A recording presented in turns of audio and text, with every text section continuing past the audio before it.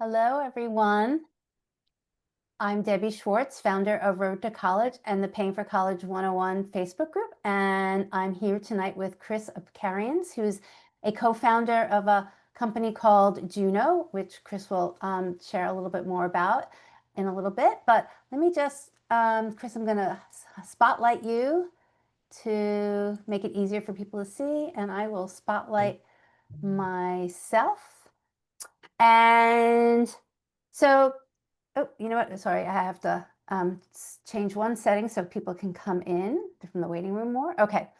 So tonight, everybody, and we can, tonight is officially called an AMA, Ask Me Anything, Ask Us Anything.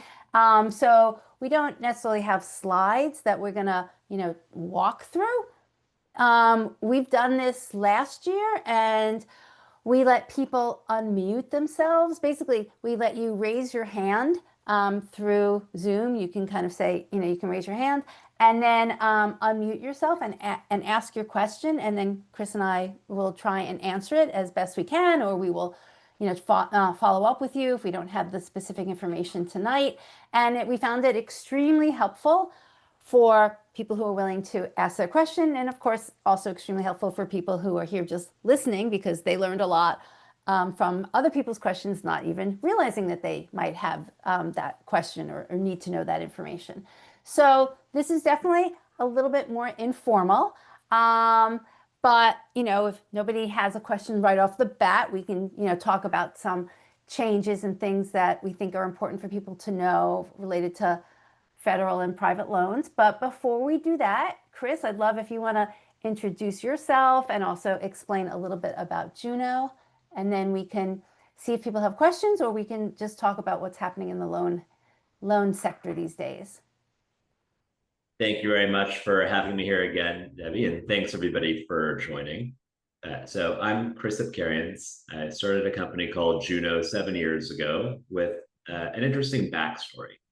So I became a reluctant expert on student loans when I had to get them for myself in business school. And at the time, one of my classmates and I were comparing notes on what rates we were getting offered from different places. And we hatched an idea to see if we could bundle together 500 of our classmates who needed to get loans in the same semester and ask different lenders if they'd be willing to offer something better to our group of 500 people than we could get on our own. That same concept is really what we've expanded for the last 7 years to all schools in the US now. And if there's anything that we can help you with over this summer, especially paying for the upcoming term, you can check your rates. I think, Debbie, it might be in the email that has already gone out or would go out tomorrow. And the long and short of it is a lot of people from different places may talk to you about student loans. We have set up a process to try to make sure that if you do ultimately need a private loan, we can make it very easy for you to check your rates without impacting your credit score and to get 2% cash back on that loan. And if you find a better rate from most other places, we also have a rate match process that we've created that works really well for a lot of people. So happy to answer any and all questions related to financial aid, any part of the funnel. And thank you again for being here tonight. Yeah. So, let me, does anybody have questions that they want to start off with? I mean, I'll just ask people a question. I'm curious who here tonight has applied for a loan. Have you gotten some interest rates? Again, if you want to share who you've applied to and what interest rates you've gotten, that would be great. We will continue to just talk about loans, but we do have two questions. And how about Tracy, since you raised your hand so nicely, you can unmute yourself. And if you want to ask your question, that'd be great. Hi, can you guys hear me okay? We can hear you really well. Okay, thank you. So I have a freshman, so I'm doing this now and actively looking for loans and with the new changes. So I had planned to solely go private. And with the new changes, now I'm wondering if I should take out some sort of Parent Plus loan, because I'm hearing all of the rumblings, that if you do it now before, I think it's July of 26, you're kind of grandfathered into what, yeah, you know where I'm going. Yes. So now I'm over here saying I don't want to do a total private loan. I think I want to do a combination. And I don't know what that looks like. And I'm just starting that process. So I'm hoping you guys can like guide a little bit there with, like, do you have to do a minimum Parent Plus? I haven't like actually gone into that portal yet to actually do it, but that's where I'm at. And I'm a little lost. Okay, this is a perfect question.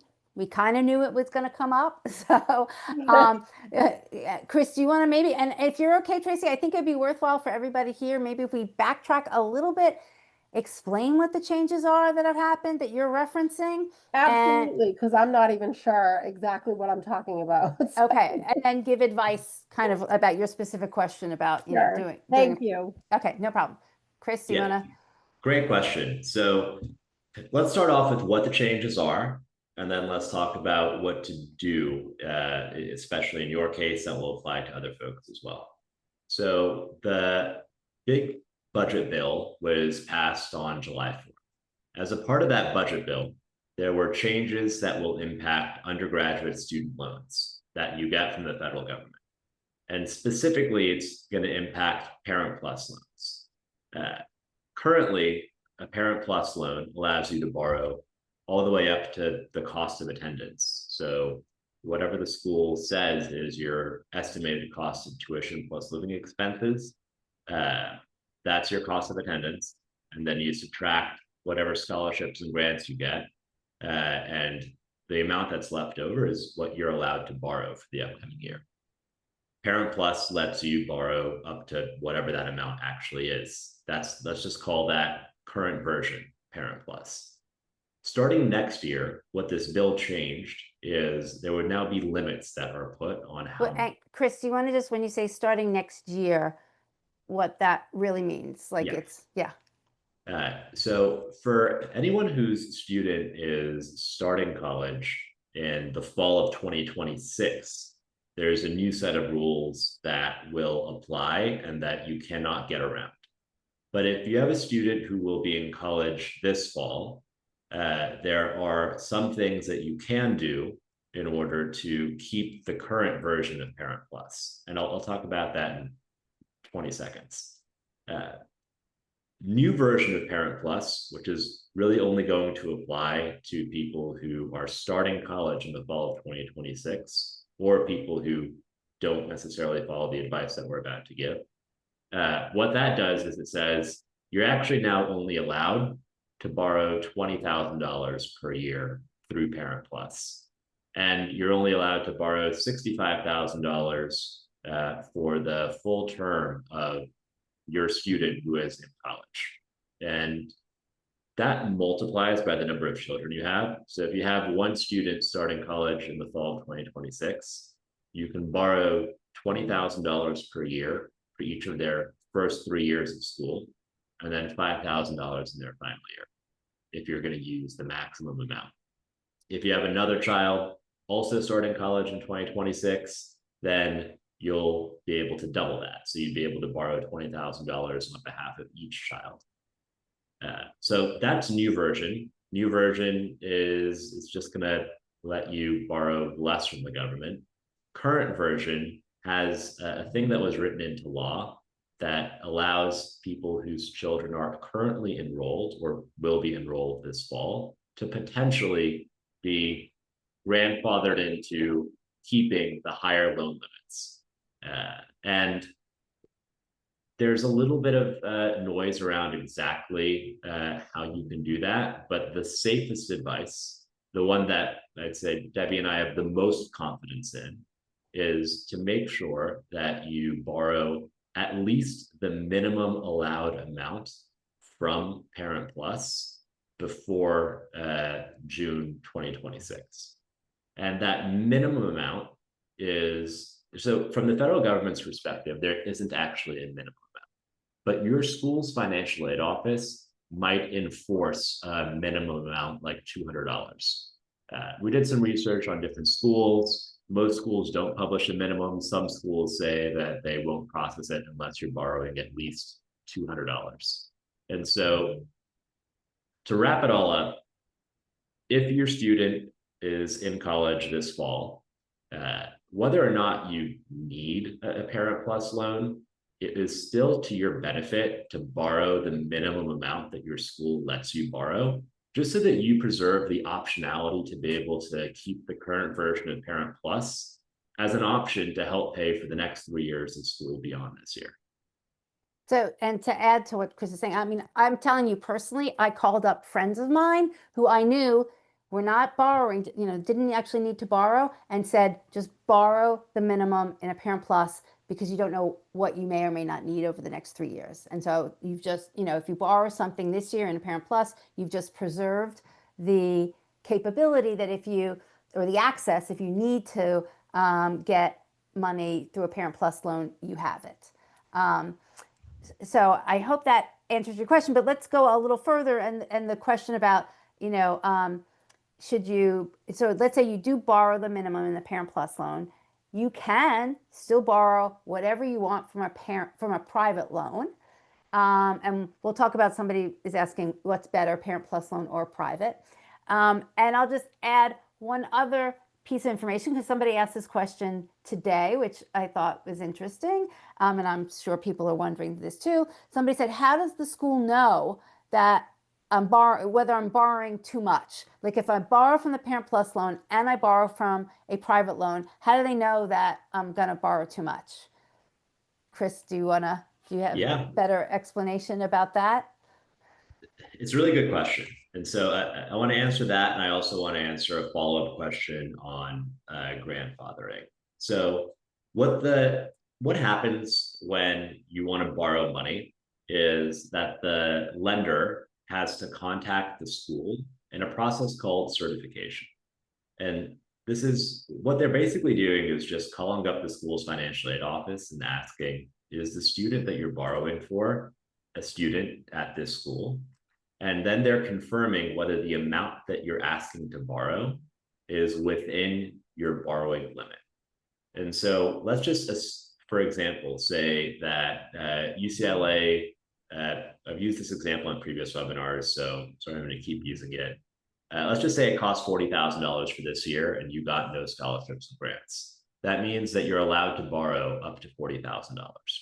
And let's just, this simplified example, say you borrowed, you applied for a Parent Plus loan for $500 and got approved.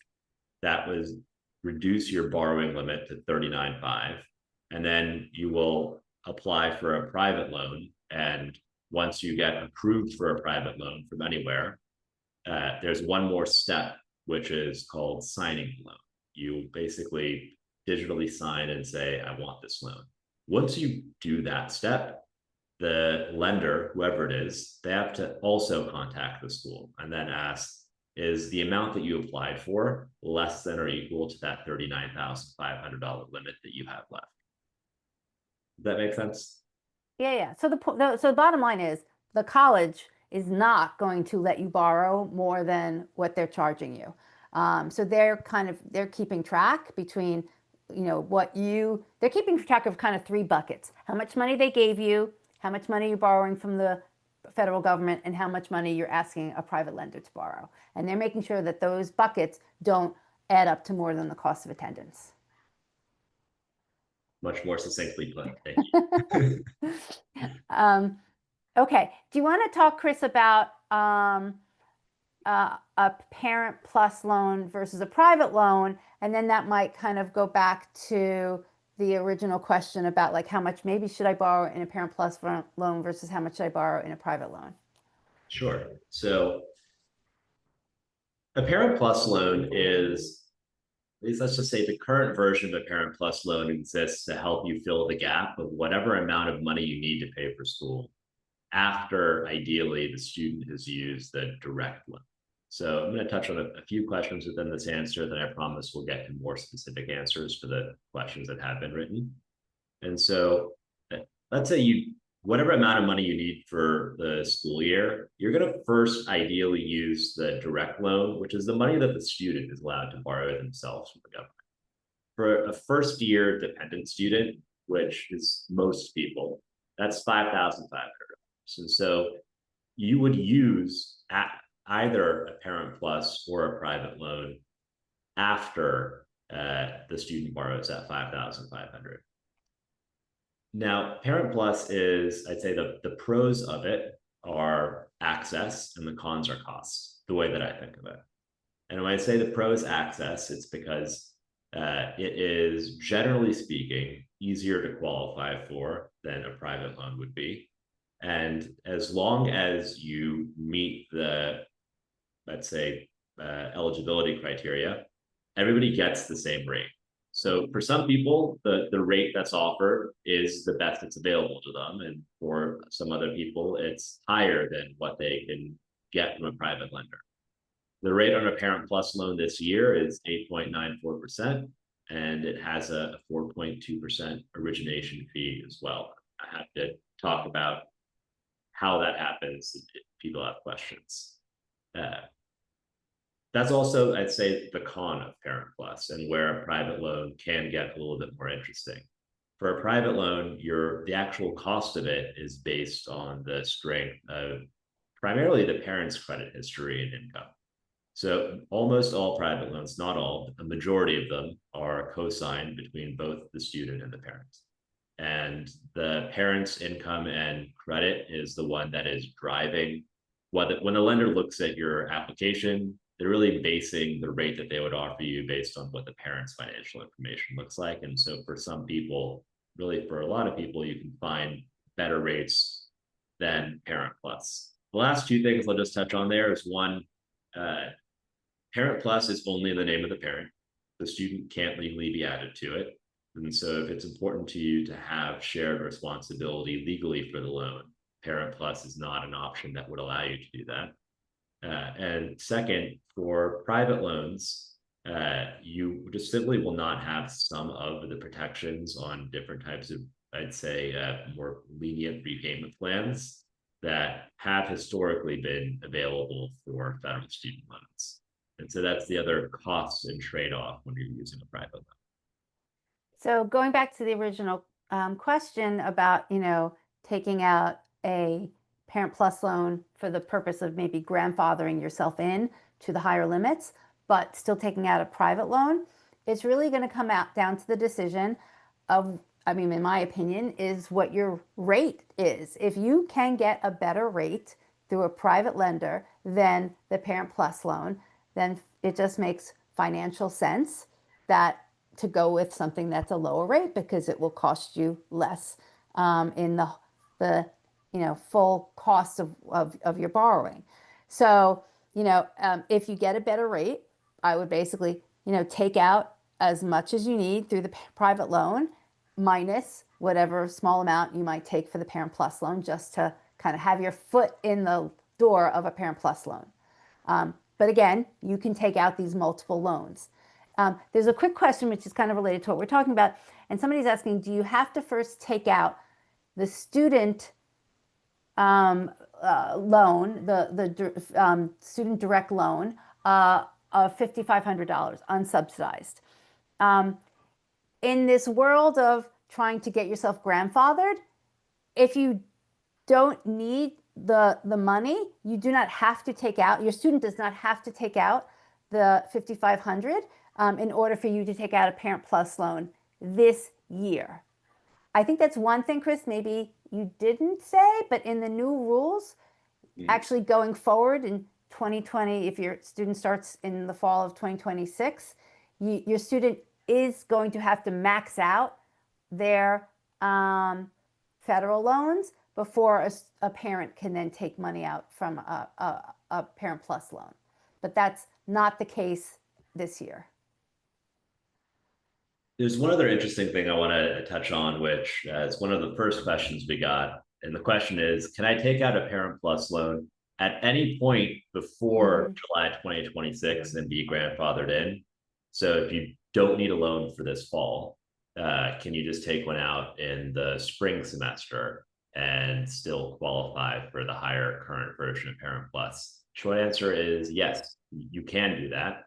The way the rule is written, it really just says that the student must have a loan dispersed, meaning that money was already sent to the school before the end of June 2026. And so you don't have to do this right now, but just make sure that you do it before June 30th, 2026. There's one other question I've gotten rather frequently that doesn't have a very clear answer, but I have a view that I think is worth talking about. I've gotten the question from folks who say, can I just borrow the minimum Parent Plus and prepay it, and just pay it back immediately and be done with it? And in theory, the way things are written, you should be able to do that. In practice, I would caution against doing that. If you want to pay it off early, pay it off after July 1st, 2026, because what's going to happen at the beginning of July is somebody at the Department of Education has to go through and basically look at a data set of all students who've had a Parent Plus loan dispersed for them at a school.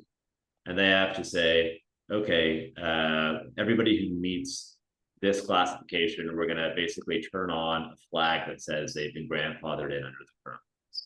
And we just don't know in practice who that person is going to be and how they're going to do that. They might just look and say, okay, who has a Parent Plus balance? Who has an active Parent Plus loan? Yeah. Yeah. Even though that's not how the rules are written, just to be on the safe side, take out that minimum $200 if that's what your school is asking for before June 30th, 2026, and just leave it there at least until early July. Okay, I'm going to let Ahmad unmute himself because he's been patiently waiting and he raised his hand. Hi, thanks for taking my call. So I have a generous friend who's willing to help with our tuition payments. And I was wondering, is it best that I have him pay the college directly? Will that affect our future financial aid, or should I just take the money as a gift and max it out at whatever the, I forget whether it's $10,000 or $13,000 in terms of, gifts that you can receive without paying taxes on it? Which is the better? I mean, will all schools basically change the financial aid equation if somebody else is helping pay for tuition? Very good question. And I'm trying to pull up my notes on this to make sure that I get the correct answer. But there is, I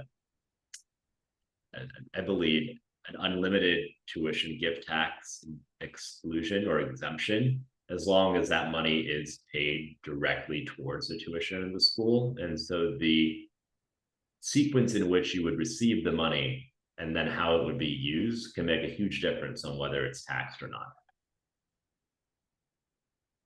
So you're suggesting, Chris, that the money gets paid directly to the college, or because it's going to eventually go for education, it's okay that it gets gifted through the parent?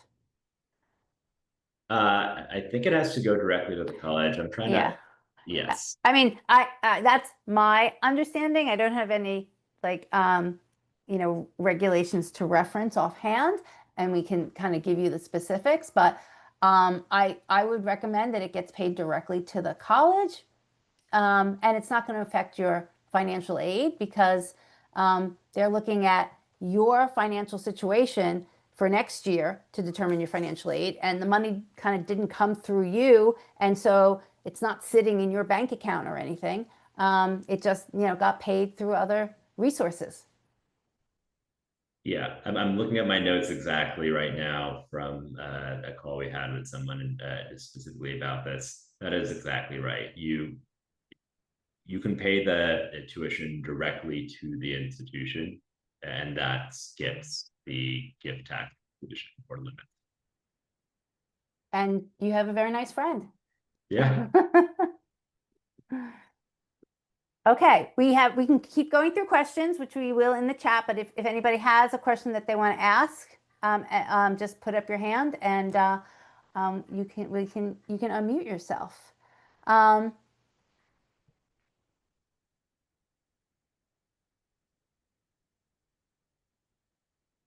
Oh, okay.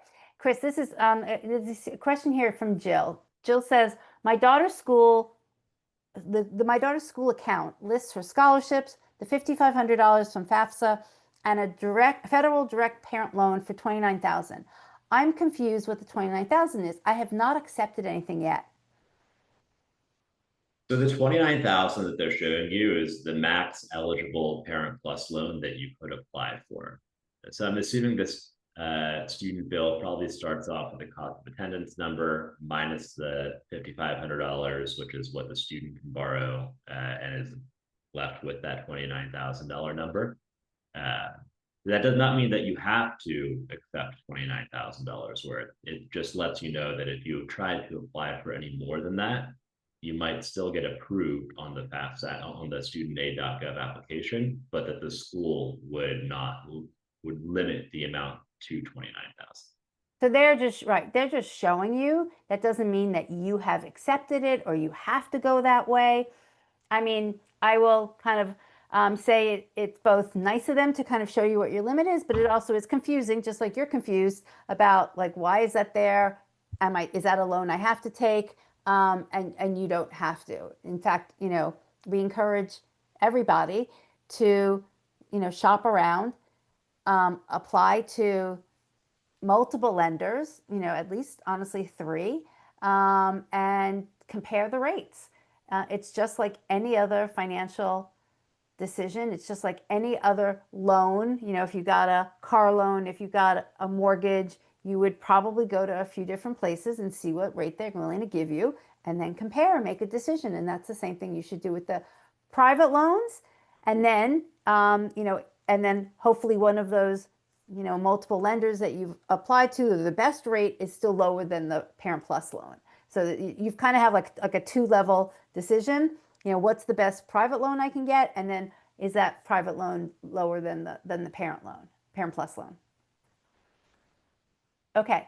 Your initials are RR, and you've raised your hand if you want to unmute yourself. Yeah. Hi. Thanks for giving me a chance to ask a question. And very informative session. Thank you so much so far. So my son will be a freshman for fall 2025, and I'm planning to take an unsubsidized loan for $5,500 plus little bit of Parent Plus loan. I'm doing that to be safe, so that I can be grandfathered in for the old rules. I wanted to know if once I take those 2 loans, can I repay them using any money I might have I have saved in 529 plan? To make sure I heard the question correctly, I think it was about prepayment penalties on federal loans, correct? It was that, and also can she use money from a 529 to pay off the loans? Yes. So at the moment, all student loans allow you to pay back the loan early without facing any penalty.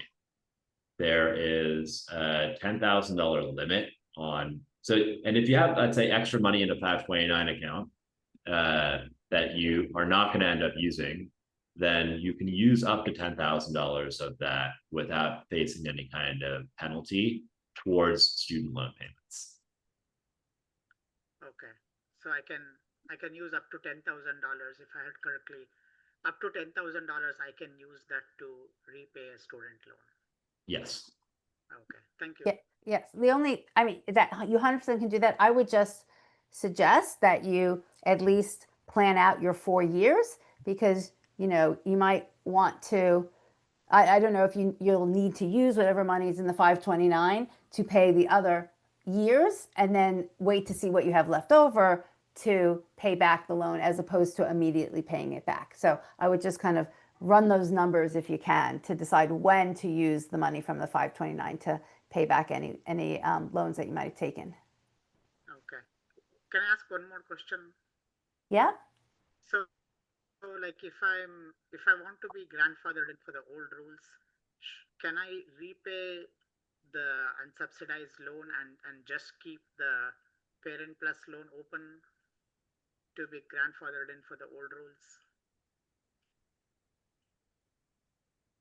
Right.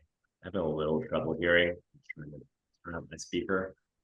I think what you said was, can you just pay back the unsubsidized loan and keep the Parent Plus loan open and still be considered grandfathered? Yes. Okay, In fact, thank you. actually, maybe just to clear up, the subsidized or unsubsidized loan, whether your student takes it or not, that doesn't, or I'm not sure, Chris, but I don't think just because your student takes out that federal direct loan this year, that doesn't necessarily grandfather the parent in to take out a Parent Plus loan, does it? So this is where there's a little bit of confusion and gray area. My reading is, and some research would say that in theory, the way the law is written, maybe only the student has to take out the direct loan, and that would grandfather, allow the Parent Plus current version to be grandfathered in. But we just don't know for certain if it's going to be implemented that way, which is why it is safer to take out that Parent Plus loan. But we just don't know for certain yet. Yeah, that's the reason I am like trying to be absolutely be on the safe side. I'm taking unsubsidized loan and as well as the remaining small amount of parent plus loan because it's not clear to me what they will come out as per like how they will implement the new rules. So that's the reason I'm like trying to do that way. Very smart. I think you're being smart and cautious in the right way. Okay, Thank you so much. no problem. There's a question about if it's basically somebody's asking why take out private loans if students don't get protections? Good question. So the student gets protections from the first of those two federal loans that we spoke about. And so the federal direct loan, which lets that most students borrow up to $5,500 for their first year of college, is the one that has a lot of protections built in, including the more generous repayment plans and the ability to have that loan forgiven after 10 years of on-time payments if you're working in certain careers that qualify for public service loan forgiveness. Those are things that private loans don't have.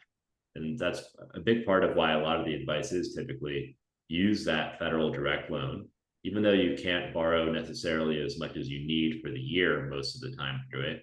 Use that in combination with either a Parent Plus or a private loan for the amount that you would need above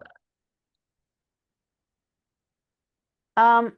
So I'm going to skip around just because some of these questions relate to what we're talking about, and then I'll go back to some of the other questions. So don't think I'm ignoring your question if I'm not going in order.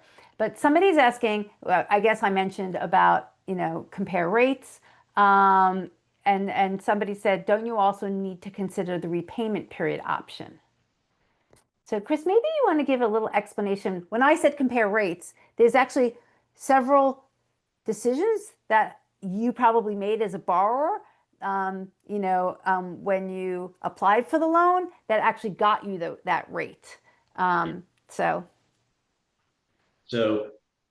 when you're looking at a federal loan, you don't have to choose the amount of years that you want to pay it back over or when you're going to start making payments in the same way that you have to do that for private loans. When you're looking at a private loan, you're going to see really three factors that can impact the rate that you might get offered. And so this is really just often when you're checking your rates in some place, you might see a laundry list of different options, even from the same lender. Those different options will have different rates based on, one, is that a fixed rate or a variable rate? It's typically something you can choose. Two, how many years are you agreeing to pay this loan back during? And the options will typically range from 5 years in the low end to 20 years in the high end. More commonly, I'll say see 5, 7, 10, 15-year options from some different lenders. And the third thing is choosing when you agree to start making payments back. And the options on that are, I can get into more detail if people have questions, but think of it as on one extreme, you can avoid making any payments or being required to make payments until either 6 or 9 months after the student graduates, depending on the lender. And on the other end, you can sign up for making full payments from day one, meaning if you signed up for an immediate repayment 5-year loan, you should be done paying it off roughly 5 years after that money is sent to the school. And when you see a range of rates that are available to you, especially advertised rate ranges that would say starting at 3 point something percent, what it's typically going to be associated with is people with high credit who are selecting a 5-year term, so the shortest term, and immediate repayments. So there's basically less risk associated with the loan. People are agreeing to pay it back quickly and to not delay making full payments out.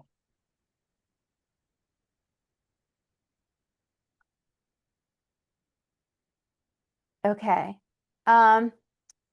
So somebody is another smart kind of observation and piece of advice is saying, if they don't really need a loan, but they want to be grandfathered in, shouldn't they wait as long as possible to maybe take out the Parent Plus loan so they're not building up interest? And so this person is saying, why not wait? What can I wait until June 2026 to take out the Parent Plus loan? In theory, yes. In practice, I like the way that you're thinking about it. I would just wait until May. I would April. yeah, April or May. I wouldn't wait till June. Just who knows what happened with the government and how something kind of gets messed up. But yeah, because the school still needs to certify that loan amount. You still need someone to be at the financial aid office responding when they're asked if the amount you're asking to borrow less than the cost of attendance. And if you're doing it in June, chances are that maybe they won't be available. or maybe you've actually, this is actually another thing. You might have had to pay it already by then. So depending on how like the payment works at your college, So I agree with what Chris said. I like the way you're thinking. I would just kind of, so you don't have to take out the Parent Plus now. You don't have to have it accrue interest, but just figure out kind of the latest time where you're still gonna have a balance that you owe the college, and you can use that balance to go take out the Parent Plus loan to cover.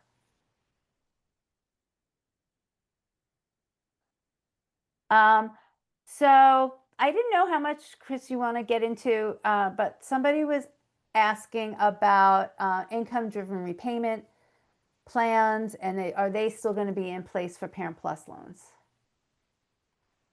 So it's a really good question. Unfortunately, for new Parent Plus loans that are taken out after July 1st of next year, there is no more income-driven repayment option. The only option that exists for those is, but there's going to be a little bit of a change. So the way it works is going to be, there's a revised standard repayment. And depending on the amount of your loan balance, there's a formula that extends the number of years over which that you have to make payments. You can pay it off more quickly than that, but what it's meant to do is say, we have one payment plan for Parent Plus loans, and if your loan balance is between 0 and X, you pay it back over 10 years. If it's between X and Y, you pay it back over a longer term, and that reduces the monthly required payment. If you have existing Parent Plus loans, you do have the ability to, there's a process, and then you can get into income-driven repayment. But for the new ones taken out after, you would not be. Somebody's asking, I have a senior in college. What is the max amount she has access to from the federal government this year? So a couple of different buckets of funding that she has access to.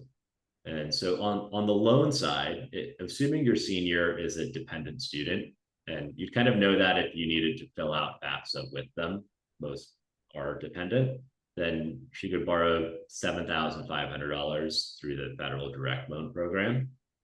And the other buckets of funding available to her would be potentially Pell Grants, FSEOG grants, and federal work study.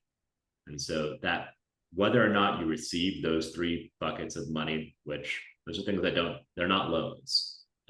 That's based on your FAFSA and your financial aid office's determination of how much financial need you and your daughter have. And so that would typically be clearly available, or you could see it on your student aid award. And if you have questions about that, I'd ask your financial aid office, and perhaps if there's anything you could do to get a little bit more federal work study, because that's one of the buckets that's a little bit more flexible at this time of the year. There's a question about age. Does a student have to be 18 to apply for private loans? They do not with all lenders. So it can vary. So I'm only speaking on, it's a great question.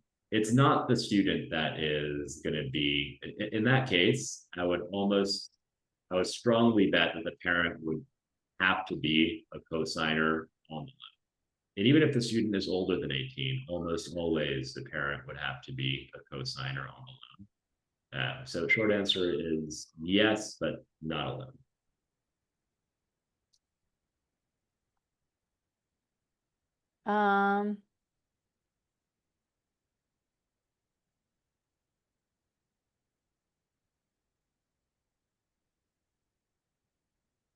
There's an interesting question here on, is it better to apply for the total amount needed for fall and spring at the same time, or semester by semester? And this is really with respect to a private loan. And so my general advice is that it's better to apply for the full year now, because let me tell you why. Let's say you were borrowing $20,000 for the full academic year at a school with a semester system. $10,000 of that is sent in the fall, and you'll start accruing interest on that $10,000 amount in the fall. And then the second batch of $10,000 is going to be sent in the spring. And so whether you applied for a fall and a spring loan separately, or you did it today, you're going to end up in the same financial situation, assuming the rate was the same. You're not accruing extra interest just because you're applying for more today. It's split up amongst the number of terms that exist. The second thing to think about is you have some optionality gained by doing full year today. So what it ends up being called is you have a fall disbursement and a spring disbursement. You can cancel the spring disbursement in November or December if you end up finding a cheaper rate from somewhere else in a few months from now. But if you lock something in now, then that's the worst rate that you can get for the money that you'll need for the spring semester. It is a little bit more work, but it's candidly not that much. And it just gives you an extra option to have money at whatever rate you can get access to today. Chris, somebody, and I'm assuming they might be a teacher or they work for a nonprofit, are just asking about the loan forgiveness for public service and what's going to happen with that. We don't know if any material changes would get made over time. At the moment, there are some proposals to potentially restrict the organizations where, more simply, there is some proposal to say that we're going to shorten the list of companies that you can work for to still qualify for public service loan forgiveness. To the best of my knowledge, there is no teaching job that is on that list of places to potentially remove from being eligible. And so from the perspective of a teacher or a doctor or similar careers, I wouldn't expect there to be any changes to public service loan forgiveness, but there is some chance that working at some types of nonprofits may be put at risk in terms of being eligible for. And I'm sorry, Chris, I was reading another question and I don't know if you answered this, but what about you? You were talking about public service loan forgiveness for students, but what about for parents? Let me get back to you on that. I haven't yet looked up whether there are under the existing version of Parent Plus, there is a somewhat convoluted set of rules around which a parent can theoretically get access to public service loan forgiveness in some cases, but not many. And I don't yet know if or whether that is going to apply to the new set of Parent Plus loans. Do you want to talk? There's a few questions about how many loans people have to take, meaning like at the end of 4 years, how many loans might a student have or a parent might have with a student if they've co-signed, and what do you have to do each year? Like, do you have to repeat the process that we're talking about each year in terms of shopping around? Short answer is yes, and you'll have likely many separate loans. Yeah. So step one in the process is going to be filling out FAFSA every single year. And you have to fill out FAFSA to get access to the federal student loans. And so most likely, if you're borrowing money for school, you would have one direct loan for each year. And that's going to be in a semester system dispersed twice. So in most people's loan accounts, their federal student loan account, for their first year of school, they might actually see just 2 different line items for loans for the federal direct loan. And so let's just call that 2 times 4 years. So you might have 8 loans or lines for loans that exist just for what the student is borrowing. And then the same thing would likely happen for the Parent Plus or the private loan that you're borrowing. So it ends up looking like a lot of different places that a lot of different loans in general. But for federal loans, there is an option to consolidate, which basically just takes the sum of the total amount that's been borrowed, say by the student, for example, and then takes the weighted average interest rate. This makes it one payment you have to make. More commonly, people will at least explore refinancing all of those student loans, which effectively means finding a lender who will give them the money to pay off those old loans so that there's one new loan. And you'd really only do that if you're able to get a better rate for doing so. Somebody has a kind of an interesting question. I'll read it so everybody else can hear instead of summarizing it. Would it be wise to take the loan terms of a private loan that gets us the lowest rate, like 5 years, and then refinance once the student is out of school? So the student is accumulating the least amount of interest while in school.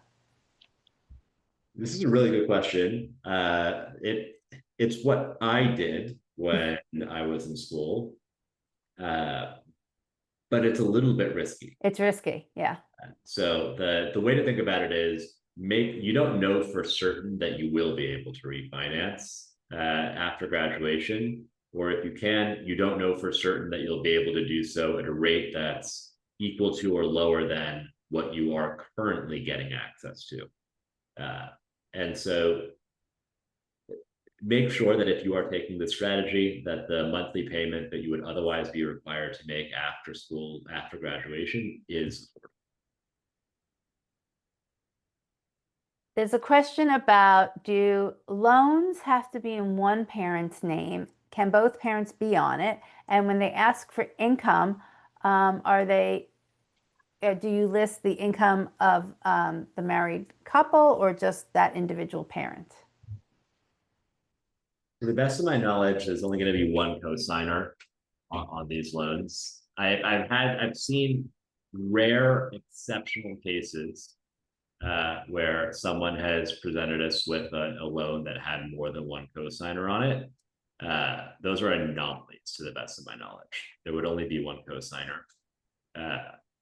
And the income that you're presenting is gonna, it gets a little bit complicated depending, because it's a little bit different from one lender to another. But if you're filing taxes jointly, it's a married couple and one parent is the cosigner, that is really what might get used to verify the income that you're inputting in your application. More often, what's being used for verification is actually just your two most recent pay stubs. Sometimes other documentation can be asked for. So put short, it would typically just be one parent. It's typically just going to be pay stubs. And if it's a tax return and you're filing jointly, you'll be asked to just show the joint tax return, otherwise your own. Here's a good question we kind of didn't address as we've been talking about this whole grandfathering. If a parent has Parent Plus loans for other children in college, does that grandfather them in? It does for the other children. It does not for the new child who's going to college this fall. So the grandfathering, just to be clear, it happens on a per student basis at an individual school. So if your student is going to school A this fall and you borrow a Parent Plus loan for them, then they are grandfathered in to the current version of Parent Plus for that school only for 4 years from today, roughly. If they transfer from school A to school B 2 years from now, then our best read of the situation is that grandfathering, that you'd actually be subject to the new Parent Plus limits for school B. It doesn't carry forward from one school to another. Good question. Does my child taking the private loan, even with a parent co-signing, does that help them build credit? Yes, it does. And as the flip side of that is that not paying it would also hurt the credit. But the reason I'm pausing is it's a slightly more complicated answer because it's also based on whatever else exists in that person's credit history. And so while it can actually help build a credit score, if you're making consecutive on-time payments for a long period of time on a private loan, which also, by the way, applies for the federal direct loan that the student can take out themselves. If there's too much debt in that child's name, then in the future, if they needed to get a private loan by themselves for graduate school or a mortgage, then it could be a little bit more difficult for them because their debt to income ratio, depending on whatever their income was at that time, could be too high to qualify. And so in short, the real takeaway is just, if you can minimize the amount that you need to borrow, it's always going to be better than not. And building credit happens with both federal and private loans.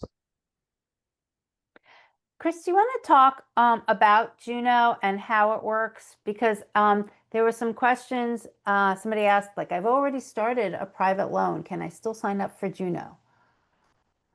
Yeah, you absolutely can. So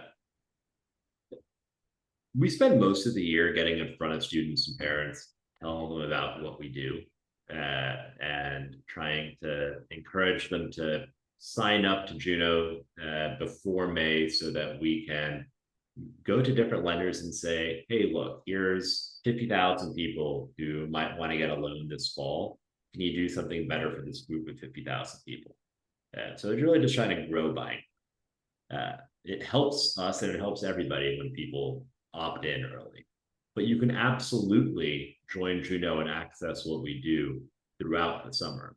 What you're going to see and what you're going to be offered is really just the results of what we were able to get lenders offer to our group as a result of the leverage that we got earlier in the year. So if you have already started a private loan process, as long as it's not with, let's say, like our main lending partner, then the way it would work is you hopefully, if you've applied for and been approved for a set of rates from a private lender, I would just encourage you to spend less than 5 minutes making an account at Juno and checking your rates. You can check your rates without impacting your credit score. And you then, if you ultimately see that what you were offered from the other lender you've already started at, with a few exceptions, is lower than what you were being offered through Juno, you really just email hello@joinjuno.com and ask to be walked through the rate match process. And we're able to match that lower rate and give you 3% cash back on your loan. If what you saw on Juno is your lowest and you decide to move forward with it, then we're able to give you 2% cash back on the amount that you ultimately decide to sign for. And so if you have any questions about any of this, and if you need somebody to even talk to you about it one-on-one, that's what my team is doing all day, every day right now. And so any questions you might have, even if you want someone to walk you through things on Zoom, we're more than happy to do it. And one more thing to add to what Chris said, even if you've accepted a loan from a private lender, as long as the loan has not been dispersed to the school, you can still cancel the loan. So you might be that far along and have never heard of Juno, and now you have, and then you check the rates and you find something better. You can actually still at that point cancel your original loan because it hasn't been dispersed, and basically replace it with something, if it's better, that Juno can offer you with their preferred lenders. Yeah, exactly true. And I get this question a lot. People ask me, should I use the same lender every year? And the very honest answer is no. Maybe the lender that was best for you in year one is the best in year two. But it's just to your benefit in general to shop around from one place to the next each year and see if for that given year, some other place might be better for you.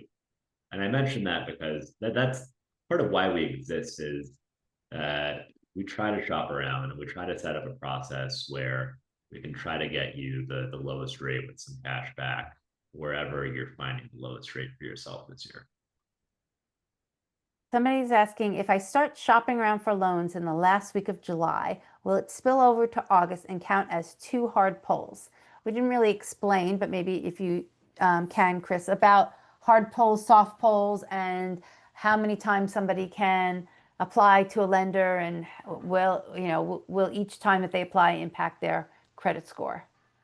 Yeah, good question. So some lenders in some places let you see what rates you might be eligible for with something that's just called a soft pull on your credit. And a soft pull is basically, it does not show up on your credit. It doesn't impact your credit score. It is often the rates that you'll see there are very similar to, or if not identical to, the rates that you'll see when you submit the next step, which is a full application. So typically 2 to 3 minutes to do a soft pull and see, let's just call it a rough draft of rates. And as long as the information when you submit a full application and then do a hard credit pull is the same, you should see the same rates offered to you. So that full application is, let's just call it somewhere between 10 and 30 minutes, usually 15. I've been asking people about this. And in those 15 minutes, part of it requires you to consent to have your credit pulled. And that results in a hard credit check, which does show up on your credit report and has, depending on whatever else is on your credit report, usually a small temporary impact to your credit score. Now, the way that process is set up on the hard pulls, at least Experian and TransUnion on their website say that they won't punish you for shopping around for rates. And as long as you're doing that, depending on which one you're looking at, they'll say either within a 30-day window or a 45-day window for the same product type, doing 5 hard pulls for student loan rate shopping should not impact your credit score any more than the first hard pull, hard check that you did. And this concept of like, you did a rate check in July versus August. They're not looking at months. They're usually looking at over a 30-day time period. Yeah, exactly. Somebody's asking, can I consolidate 2 private loans into one with Juno? So consolidation is a term that will usually get used by the federal government. Refinancing is the term that would be used by private companies more often. And so the short answer is yes. We have a few partners that we work with to help people refinance their existing student loans. And you will often, I'd say the most common case is people who come to us with 5, 6, 7 different loans that they have different interest rates, and they just want to refinance all of that into one new lower rate. And if you do have existing loans that you are looking to refinance, you can also check the rates that you might be eligible for on our site in less than 3 minutes for that as well. And for refinancing, currently, we're the only place that you can get discounts on the rate that you would get from some of the most popular refinancing companies, as well as cash back on your refinancing amount. Somebody's asking if I already told my financial aid office that we did not want to apply for a Parent Plus loan for the fall, but now I want to apply for a $10,000 loan for the spring in order to get grandfathered in. Can I merely apply on studentaid.gov, or must I first notify my financial aid office? This is for the spring, so you haven't sent them any money yet. So I think question 1, I'm assuming that your borrowing limit is higher than what you're asking for. So the short answer is yes, you can just apply on studentaid.gov. It could help to just send a quick email to your financial aid office, letting them know that you intend to use a Parent Plus loan of this amount the spring term, and just ask them if there is anything that would prevent you from doing so. But then you don't actually even have to do that. It just might help things to be on the safe side. So a few people have asked about the credit pulls, and does that apply to other types of loans? Because one person said that they're shopping for a car loan at the same time, and somebody else is shopping for a mortgage. So will those kind of rate checks impact the student loan They can. rate? They can. Yeah, unfortunately. So that concept of not being penalized for shopping around applies within a product category. And so if you're shopping for a mortgage, a car loan, and a student loan at the same time, then those will compound as additional hard checks that impact your credit. So best, if you can, to separate the timing of shopping for those loans.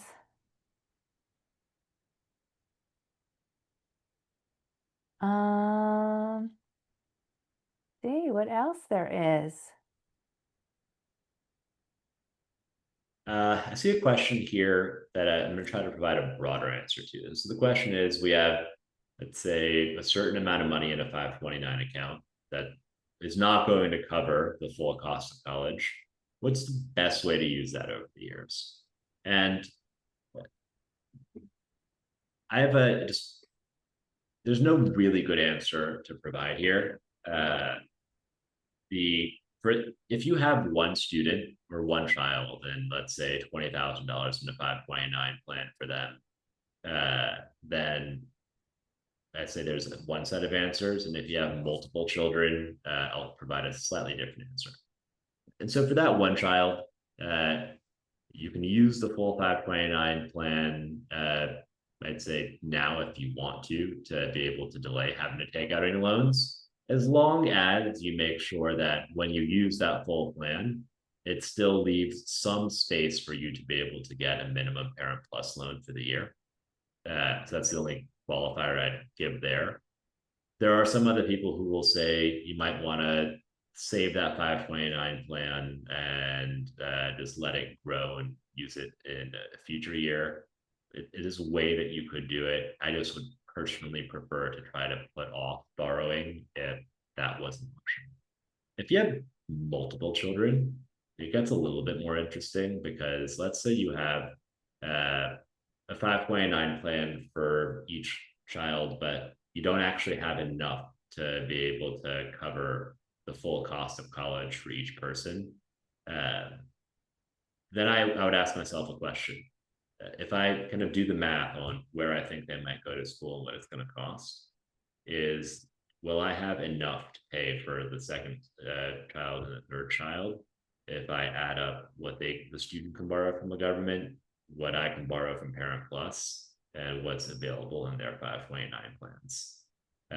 And if you know for certain or with high likelihood that you're going to need to borrow more money than what you can get access to for the other children who are entering college after July 2026, then there is some logic in using more Parent Plus this year for the student who can get grandfathered into the higher limits, and shifting some of that 529 balance for that student to the other students who will not have any option of getting access to those higher Parent Plus limits.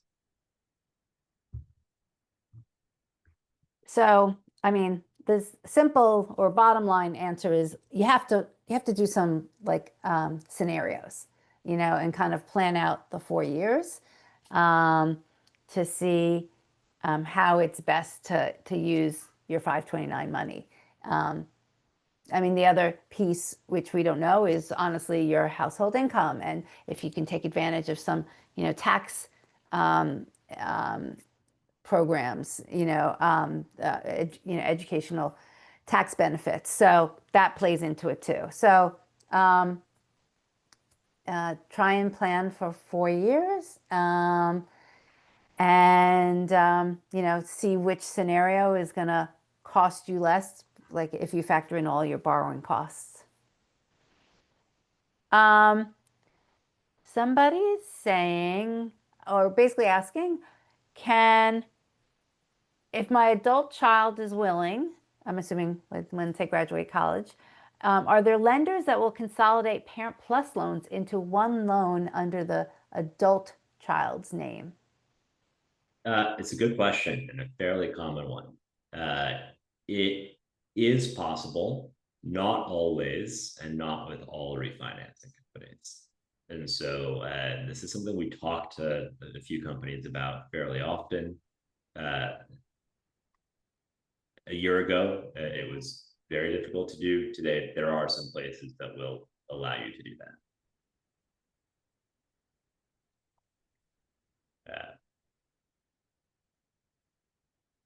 that. My financial advisor recommends contributing at least the amount that is a tax deduction. I'm assuming they're talking about to a 529 plan, and run that money through. Is that what you recommend? So basically, there are some states, I don't know them offhand. I happen to know that I don't know all of them offhand. I know Pennsylvania does, where you can whatever money you contribute to a 529 plan. I mean, there's a limit, can be a tax deduction, and so if you're in one of those states that allows that, then honestly, yes, every year that your student is in college, you should make that contribution to the 529 money, even if you're just going to immediately use it to get the tax deduction. So I would definitely recommend that. Absolutely. I wish more states did it, but yeah, you do. Yeah, I think it's definitely less than 10. There's not that many states that offer the tax deduction.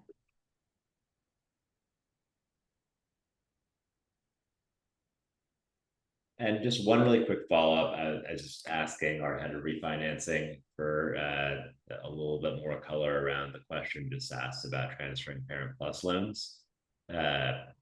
Currently, SoFi will do it with where the child can fully take over the loan. Some other lenders also say that they will allow that, but they're a little bit more stringent with the terms. And with all these cases, the student will have to qualify to be able to absorb that payment based on the lender's underwriting criteria. And so, although a lender may have it as an option, you would still just need to make sure that you would qualify for it, depending on that student's income, what their other debt is, and how much debt they're going to take on when they refinance Parent Plus loan. The answer could vary from one place to the next. So short answer is that you should just check. And there's actually folks on our team who'd be happy to help you walk through that one-on-one for free too. Chris, somebody is asking about of a student who has the Parent Plus loan now who ends up transferring to another school. Does that transferring still keep them grandfathered in or not? So I'm not absolutely 100% sure that transferring would not apply. The way that the law is currently written, it would lead one to believe that your grandfathering applies to the school that you were at when the grandfathering happened.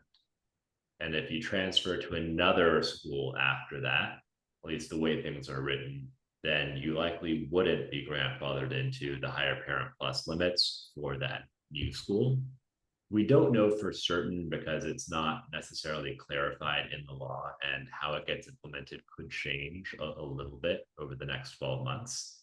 But if you're budgeting for the future, I think the safer answer would be to assume that you would not be able to carry forward the higher Parent Plus limits if you transfer from one school to a different school after July 2026.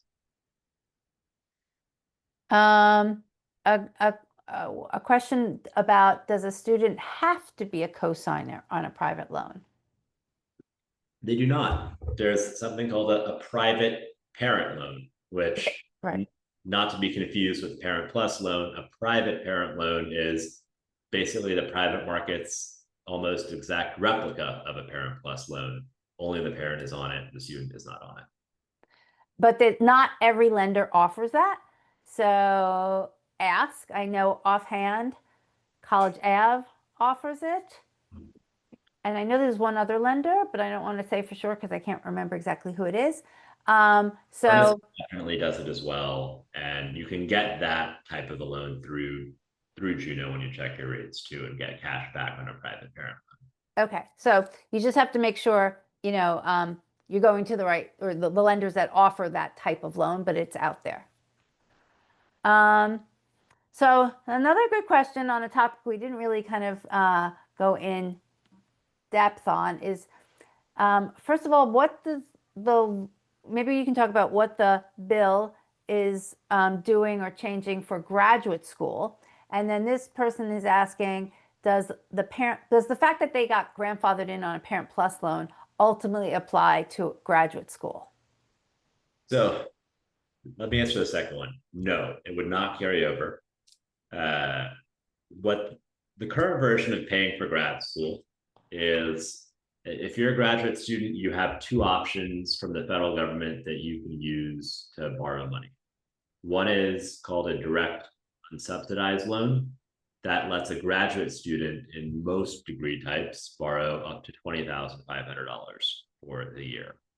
Medical professionals can borrow up to a little bit over $40,000.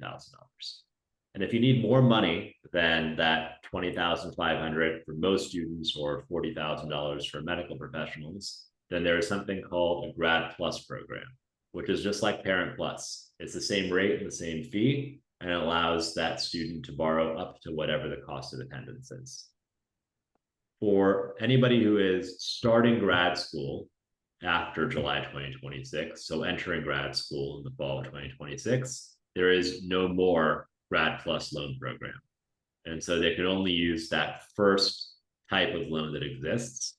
The limits on how much someone can borrow through that are going to change a little bit. And so if you're starting grad school next fall, then if you are going after a master's degree, you can borrow $20,500 from the federal government, and that's it per year.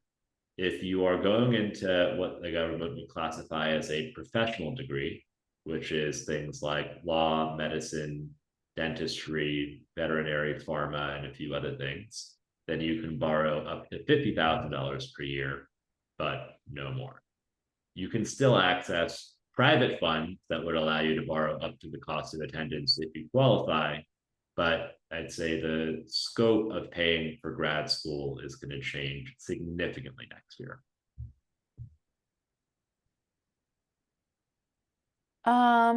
So somebody there, I think it's the same person who asked about are there private parent loans?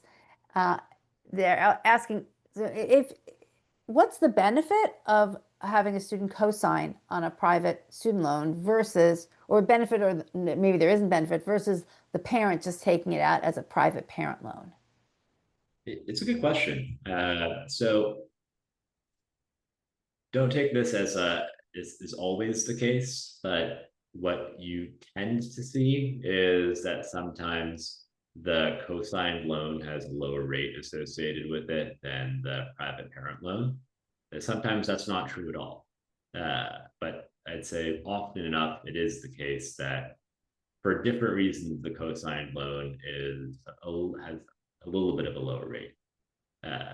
And some people do view the co-signed loan as a way to help, as we've already discussed, help the student build credit over time.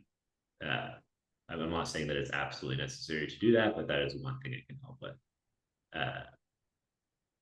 That being said, if you're getting a lower rate on a private parent loan, or the same rate, and if you don't have an expectation that the student is going to help pay this back, so being jointly legally responsible for it isn't of value to you, and it can very well make sense to use the private parent.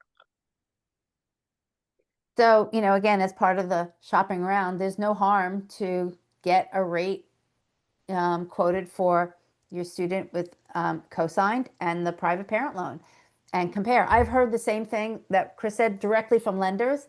Sometimes the co-signed private student loan comes out with a lower rate. Their high level explanation to me has been that basically, even though the student doesn't really have credit and it's still basically going off of the financial profile of the parent, the fact that there are two borrowers on that loan kind of lowers the risk versus the same parent by themselves with a private parent loan. But they've also said sometimes it doesn't work that way. So best is to get the quote and compare it and then make your decision. Absolutely. Can you explain what loans get forgiven when the person who took the loan dies? Sad, this should be a part of the strategy. It's not necessarily, it should be something that you do know about. Yeah. So there's a concept called death and disability discharge. And if you search death and disability discharge plus the name of any lender you're looking at, you should be able to find what the policy is for that lender. For the federal government, if unfortunately you borrow a Parent Plus loan, but that parent passes away, then it's as if that loan doesn't exist. And the same is true of if the student borrows money from the federal government. In the case of death or sufficiently large disability that happens after that loan is borrowed, then that loan is effectively erased. In the case of private lenders, it varies a little bit from place to place, to be completely honest, and whether that loan is co-signed or not in a lot of cases. And so if you have a private parent loan and something happens to the parent, then in most cases I'm aware of, that loan would be erased. If it is co-signed and something happens to the parent, in most cases that I'm aware of, that loan would not be erased.